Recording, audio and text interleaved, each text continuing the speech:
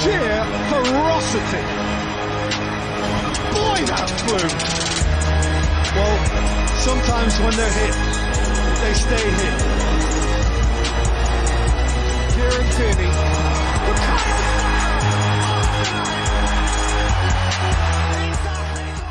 Welcome to After Extra Time. I'm Stuart Kavanagh, and this week we have a mini-sode for you touching on the Chelsea ownership situation.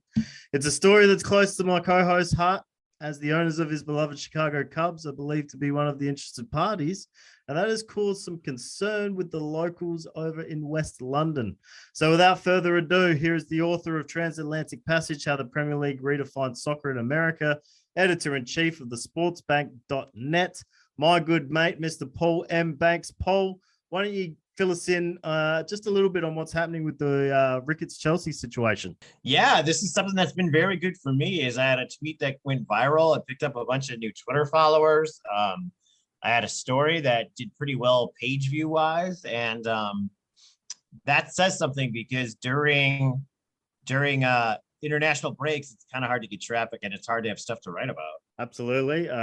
Geez, the amount of conversations you and I have had about how shitty it is to have an international break and have no content to touch on. So this is a bit of a blessing in disguise. Let's just shoot straight into the football focus Ricketts Chelsea ownership situation, mate. I'm just going to fire some questions at you, and you're just going to educate us all on what exactly is happening. You cool with that? Right, but I just wanted to add that I shall call him Mini-Me. As this is a mini-sode, a mini episode, it's like, aren't the unnecessarily slow tipping mechanism. All right, let's get into it, mate. You're distracting me with your Austin Powers impersonations here. I've lost my spot, actually. All right. I'm the boss. Need the info. So let's get into this. Enough Austin Powers now. This is a very serious situation, particularly if you're a Chelsea Football Club fan, and kind of the implications of this ownership group that owns the Chicago Cubs taking over could be quite bad. First of all, let's talk about that tweet that you had that went viral yesterday, warning Chelsea fans about an impending Ricketts takeover and what it may look like. Can you unpack a little bit what that tweet was about, what that story was about, and let us know what's got the Chelsea fans all up in arms? Right, the Cubs. You would think that the Cubs ownership group that finally ended the Cubs World Series drought would be beloved forever and could do no wrong, but the exact opposite has happened. And the Ricketts family is very much reviled here. They're very much, I wouldn't even say they're a polarizing figure because I don't really know who really likes them. In 2020, I went to Cubs convention. This is the last Cubs convention that's been held. And I had like an exclusive with Ricketts in the lobby of the hotel. And it was interesting to see him signing autographs for fans because just an hour or two before, he was up on stage and he was being booed by everybody, just booed by thousands of people. And basically what the real problem, what people really don't like was they won the World Series. And then they stood pat with what they had. And you know the cliche, if you're standing still, you're falling behind. So yes, you had this awesome team, total rebuild. Theo Epstein, the general manager, credit him for what he built. They kicked ass. They kicked ass and took names. They won the World Series. And then, they came close. They were pretty good for a couple of years after that. But Ricketts stopped spending money. Stopped getting new players, just didn't care. So then around the time of this interview, around the time of this Cubs convention, they started up their new TV network. And they told us, oh, well, we can't spend money on players because we're building this TV network. And once we have our own TV network, we're going to have all this money coming in so that we're going to start buying players again. And Tottenham Hotspur is a good analogy in a couple regard because they took this old dilapidated stadium and rebuilt it and everything and built up the neighborhood around it, just like Tottenham did. And it's like, oh, hey, well, I'm sorry. We came in over budget. on all our build out. We built up the stadium, so now we don't have money. So now we don't have money to spend on players, just like Tottenham did. But as we saw, yeah, Tottenham didn't buy anybody for a longest time, but they did come back, and now they have. I guess this is kind of off the run sheet we've got here, Paul. But I imagine that you'd be across this. But just to give the listeners a bit of an idea of how far the Cubs have fallen, maybe it might be the wrong word. How did they fare last season in Major League Baseball? Yeah. So what happened was after the World Series, they started to get worse in slow, steady stages. Like they would make it to this round, and then the next year after that was just the next round. And then it was kind of like competing, but not doing anything in the playoffs. And then it just got to a point where last July, Ricketts sold off all the core players. All of them left at the trade deadline. And it was this epic fire sale of just monumental proportions. And what they got back was like pennies on the dollar, and a season in which they were in contention for a while, up and down, kind of mediocre, but the division wasn't that great. So they're kind of in it until finally, 2-3 months into the season, they just fell apart. And then after the fire sale, they just totally collapsed. And now you have a team where I've seen the depth charts for the upcoming season, and me being a huge Cubs fan, even I look at this, I'm like, if you made up half these names, I wouldn't know. That's a pretty damning indictment from someone who is a huge Cubs fan. That's kind of incredible. Okay, we're not painting a pretty picture. Let's just move on with the questions and see what the final product looks like. The next one I've got here, the Ricketts family is somewhat controversial.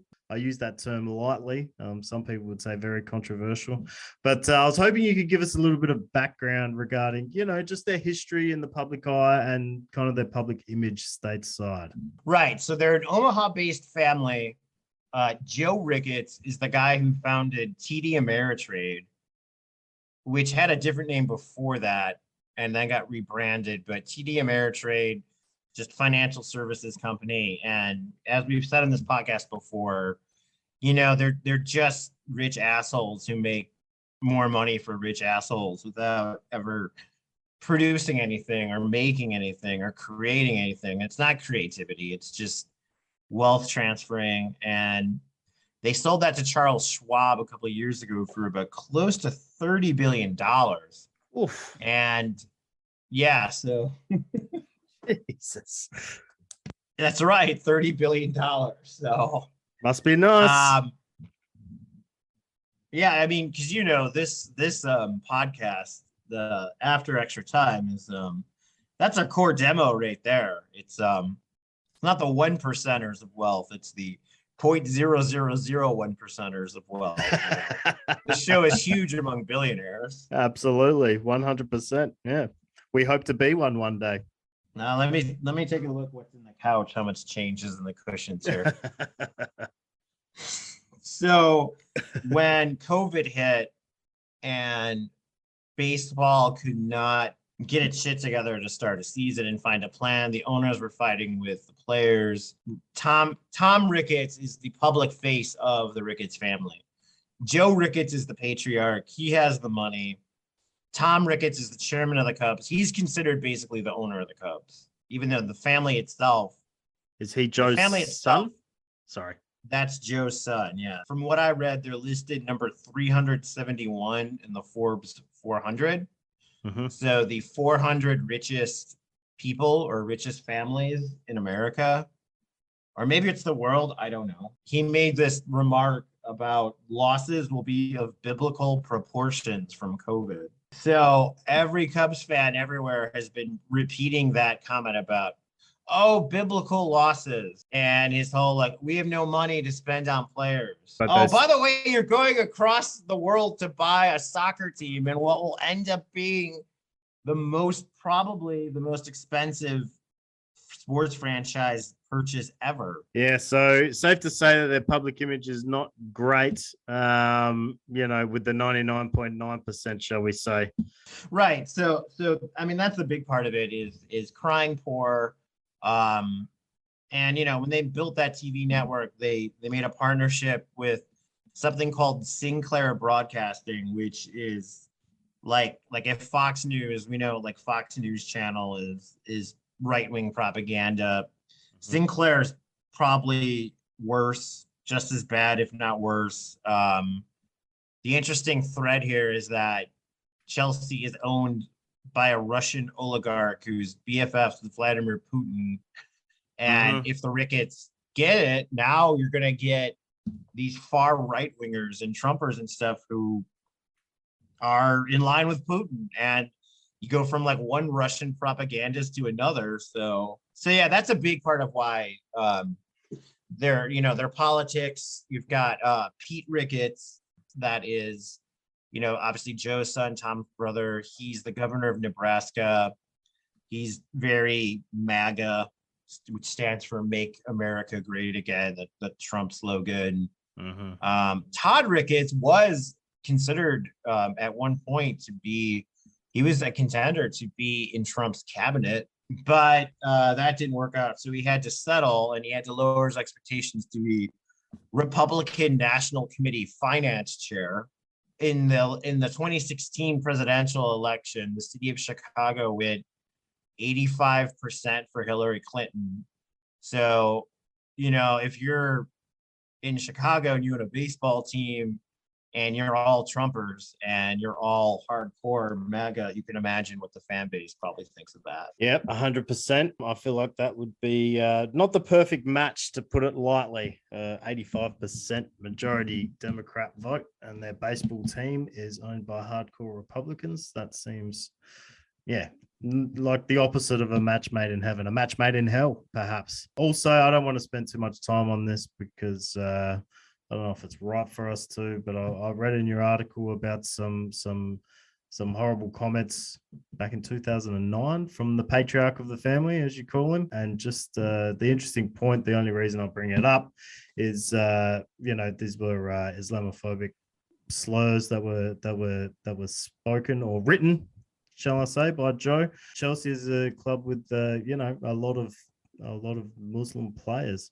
and a big part of the fan base is proudly Muslim as well. Do you feel like that's potentially going to rear its ugly head and be an issue here? Oh, of course it is. You're right to bring that up. In fact, we probably should have brought that up sooner. We should have brought that up earlier, because the hashtag No to Ricketts that the Chelsea fans have been circulating, if you look at that hashtag, if you see what people are saying, a lot of it is, in fact, they're pointing out, and definitely correct me if I get some of the list of players wrong, but like Malang Sarr, N'Golo Kante, Antonio Rudiger, there's at least two more, I believe, that are Muslim. Hakim Ziyech. Yeah, a lot of the tweets are pointing this out, and the Cubs have already come out and tried to get ahead of that. I remember when they aligned with the Council of American Islamic Relations to try to do damage control on that. And now they're trying to do it again, saying that they're all inclusive and everything. But, Papa Ricketts, we know, is way off the deep end, and he's not just Islamophobe. He's not just anti-Islamic. He's got something for most races and ethnic groups and whatnot. I think the backlash here from Chelsea fans is twofold. I think it's that. I think it's definitely the idea of having a hate-mongering ownership group, I think they're backlashing against that. And then it's also the idea of them doing to Chelsea what they did to the Cubs. It's not about, for them, it's just about, it's an investment.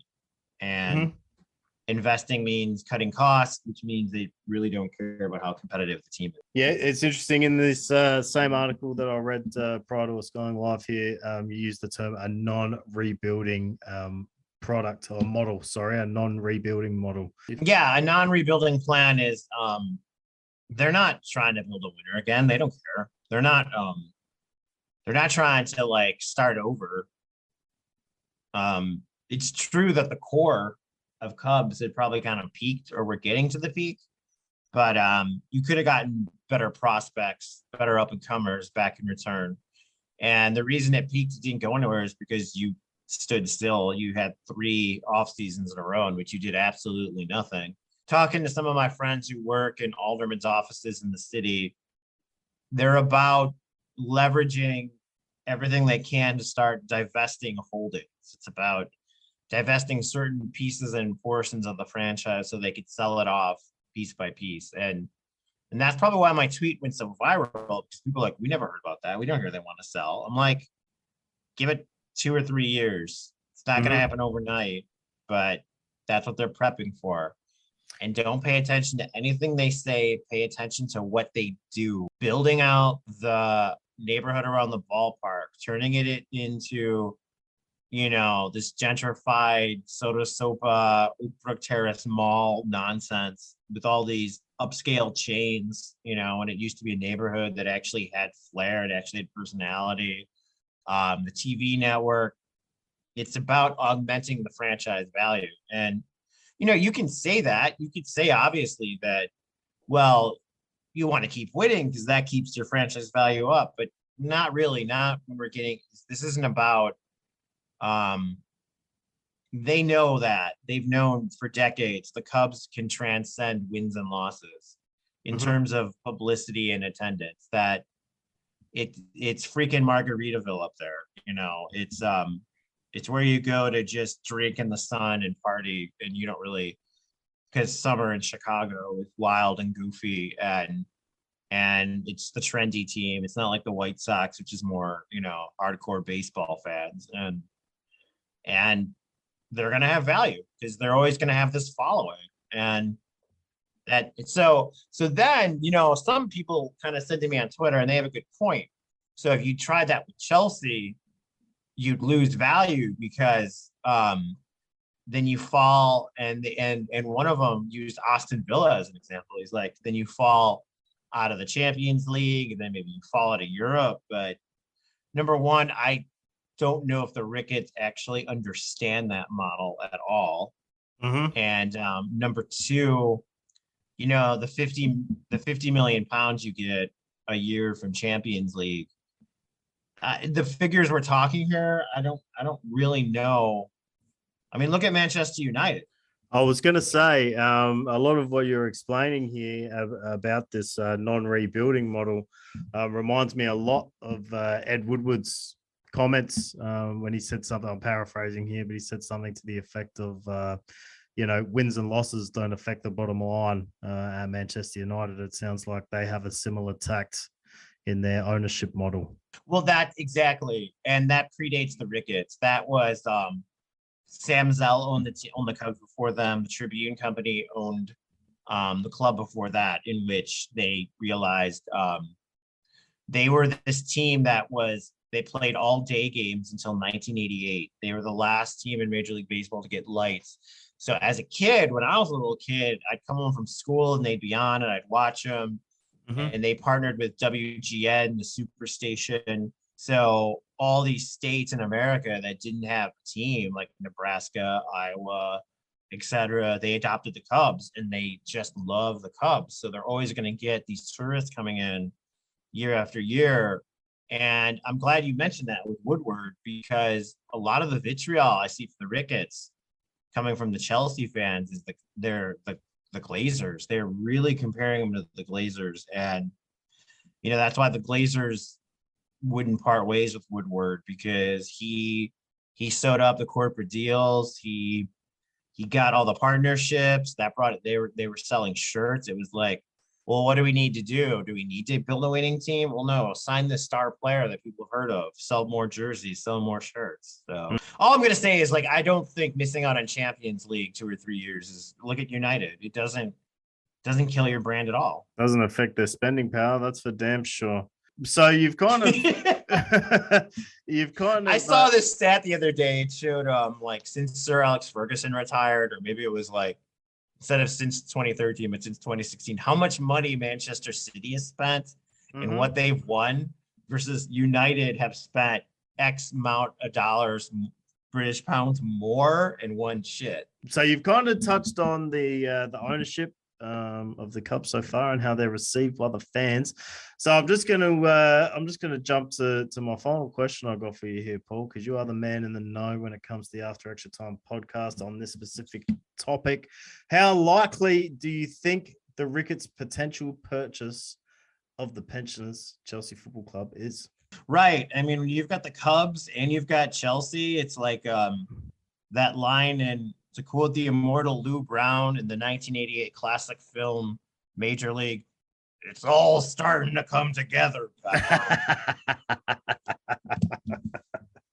It's yeah, fantastic what a great movie. Fantastic movie. Is it? Yeah, isn't it? Like, Yeah. actually, I referenced it when I saw the shitty Cubs roster for this season, where remember at the beginning when they're like, "Hey, who are these guys? I never heard of these guys." This is a Charlie Sheen when he was well, I don't know, maybe he was crazy then and we just didn't know about it. But fantastic more movie. Of a control. Yeah, his Yeah. crazy was more in control then. He kind of turned into the wild thing, didn't he? Really? Yeah. And it's funny. He's in another baseball movie which came out the same year called 8 Men Out. Oh, and okay. It's about the Chicago White Sox of 1919. It's about the Black Sox scandal, the betting scandal. And that team was like, they were a great team despite having like almost no team chemistry, because you had like one group of like choir boys and goody two shoes, and then you had another group that were like the drinkers who stayed out all night and did wild shit. And I think you can guess when Charlie Sheen played. So is this the same White Sox team that was made famous in another classic baseball film that I love myself, Field of Dreams, Kevin Costner? Yes. Yep. You've got Shoeless Joe Jackson. Shoeless Joe Jackson's the main one. Shoeless Joe Jackson's the main star. And yeah, so you had the same team. That came out like I think 2 years later or 1 year later. So fantastic movie. I just watched that last week. Actually, it's one of my favorites. It's in classic heavy rotation. Field of Dreams. Check it out if you haven't checked it out yet. But let's get back on track, Paul. How likely do you think that this purchase of Chelsea is to go through? Where do they sit? I know you have a bit of a fascination for the financial side of football and its goings on and its inner machinations. Where do they sit amongst the potential buyers of the club right now? Well, Ken Griffin, net worth of about 28 billion. So, just a few more dollars than what you and I have. You'll get there one day, Kenny boy. Don't worry. Yeah, I mean, when this podcast takes off, when we sell this podcast to, I don't even like who, I don't know, Sirius XM or anyway, sell it to the Ringer. How about that? They see there you go. They got plenty of coin. Yeah. All right. So something called Rain Capital, I believe. Mm-hmm. Not to be confused with Bain Capital. That's what Mitt Romney used to run, I believe, and he left to run for president. Right. Rain is evaluating. They're going to get down to, I believe, two or three finalists, and from what right now we're on a short list that could be like 4 or 5, and we don't know for sure if the Ricketts are on that. Some people are speculating that since they flew to London today or yesterday to meet with the Chelsea Supporter Trust and to meet with the Chelsea Pitch Owners Group, some people are speculating that they're doing that to curry favor to try to get on the good side. Others are speculating that they're desperate because they know they're in trouble. This Ken Griffin guy who runs Citadel, that's a hedge fund. And, obviously this podcast is all about hedge funds, yes, but absolutely. he's the highest net worth individual of anybody involved in this, of anybody who's been linked to it. He has the highest net worth. So you have to consider the Ricketts to be major players because of their alliance with him. That doesn't mean that they're the front runner by any means, and we don't know, but I would say right now it could go either way. Well, if they've got the deepest pockets, as we've seen in the Premier League and football in general in Europe, the modern version of it, anyways, the money talks. So that's concerning. Unless you've got anything else to add to this poll. Yeah, this is kind of like emergency podcast. Like this is supposed to be our bye week. This was supposed to be our break, and when something like this, gets such a strong reaction. But I think we did a good job of the mini-sode, and I don't know. I think I've said all I can say. I don't think I have anything else to add. Well, Paul, as usual, you have been a veritable font of information. I think it's just a good piece of happenstance. Good piece. I don't know that it's your baseball team's ownership that is taking over Chelsea here. Definitely head over to the sportsbank.net. Check out the articles Paul's written about it. Very informative. Next week, we have a jam-packed show. We have WGN News Now's producer Larry Hawley on to talk about Chicago Fire. Xherdan Shaqiri just scored his first goal for the Fire. Could be a big season for him. Obviously, we're going to touch on the United States men's national team and how they have gone in the CONCACAF octagonal as that wraps up. I'll say a little bit about the Socceroos. Interesting fact, I'm more across, even though I'm in Australia, I'm more across what's happening with Team USA than I am with my own country. So I need to rectify that. And of course, we'll be back with our usual EPL preview stuff. Until next week, though, he's Paul M. Banks. I'm Stuart Kavanagh, and this has been After Extra Time.